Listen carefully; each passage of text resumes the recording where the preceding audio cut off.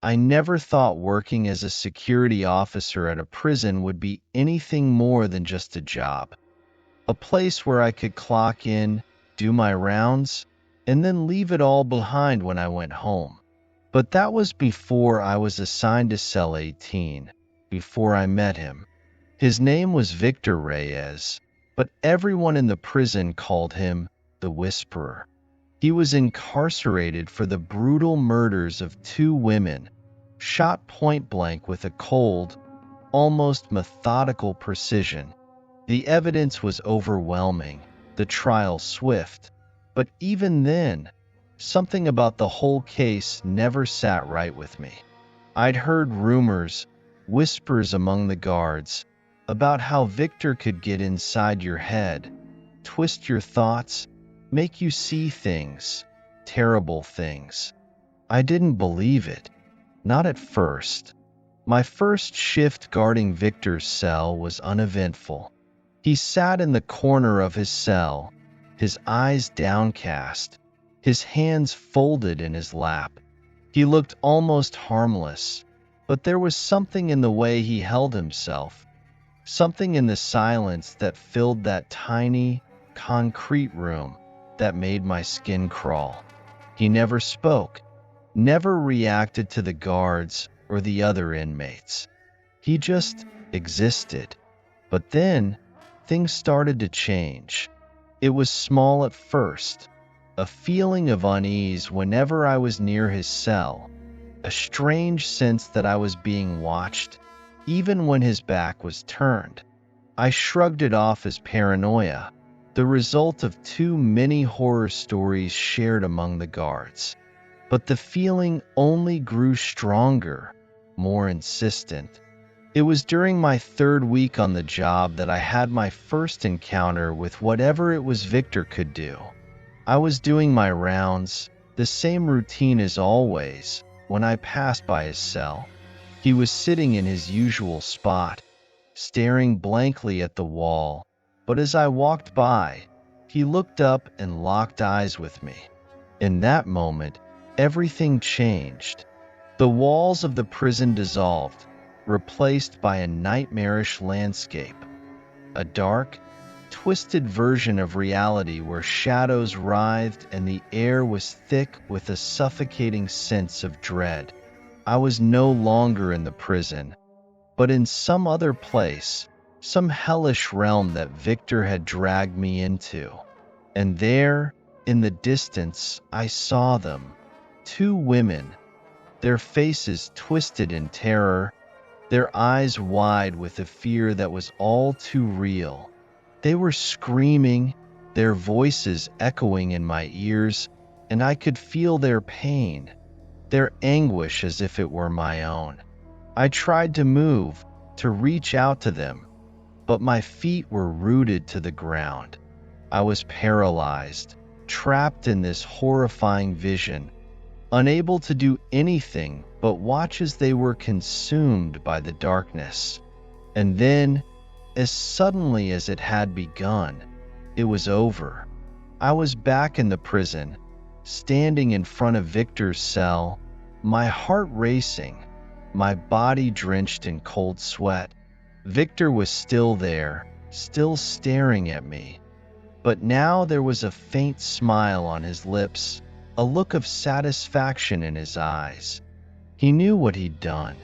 He knew I'd seen them, his victims, the women he'd killed, and he reveled in it.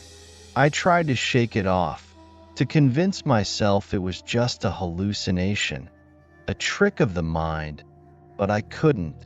The images, the screams, they were too vivid, too real. And it didn't stop there. Every time I was near his cell, I was dragged back into that nightmare, forced to witness the horrors Victor had inflicted on those women. Sometimes it was worse.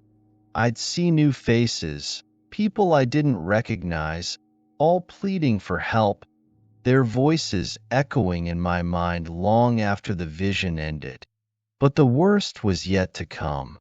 One night, after my shift had ended, I was walking home, trying to clear my head, when it happened again.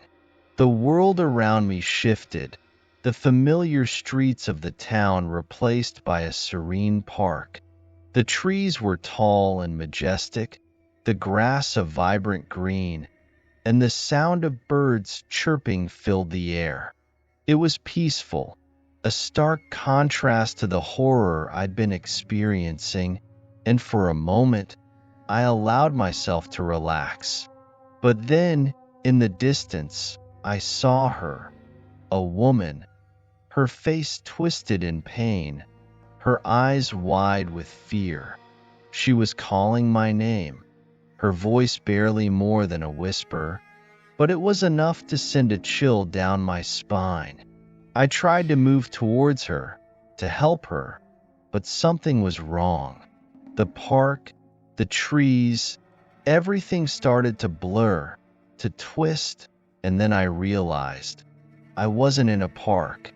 I was in the middle of the street, and a truck was barreling towards me, its horn blaring. I barely had time to jump out of the way, the truck's side mirror grazing my arm as it sped past. I hit the pavement hard, my body aching, my mind reeling. The park was gone, replaced by the harsh reality of the city street.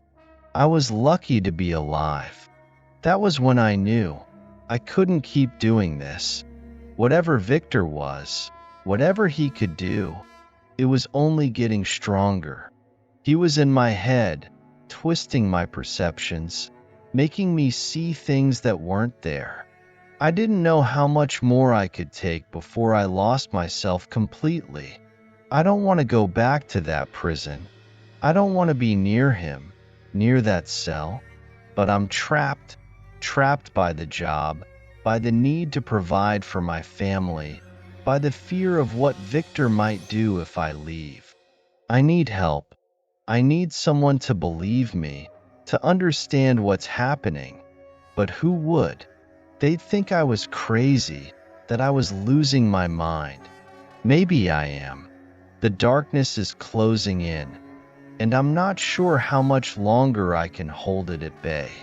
Every night, the nightmares get worse, the visions more intense. I see them, Victor's victims. Every time I close my eyes, their faces twisted in agony, their voices calling out to me for help that I can't give. I don't know how this will end. I don't know if I'll ever be free of Victor, of the horrors he's shown me. But I do know one thing. I can't keep going like this. Something has to change, or I'll lose myself to the darkness, just like those women did. And I don't know if anyone will be able to save me.